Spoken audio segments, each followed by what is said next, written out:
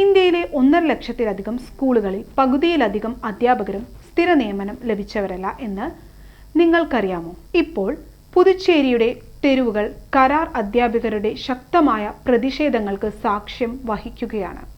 തങ്ങളുടെ ജോലി സ്ഥിരപ്പെടുത്തണം എന്നാണ് അവരുടെ ആവശ്യം.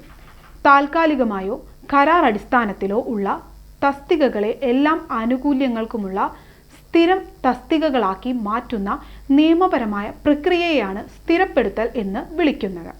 ഇതൊരു പ്രാദേശിക പ്രശ്നം മാത്രമല്ല, 16 ലക്ഷത്തിലധികം അധ്യാപകർ ഉൾപ്പെട്ട ഒരു ദേശീയ പോരാട്ടത്തിൻ്റെ കേന്ദ്ര ബിന്ദുവാണിത്.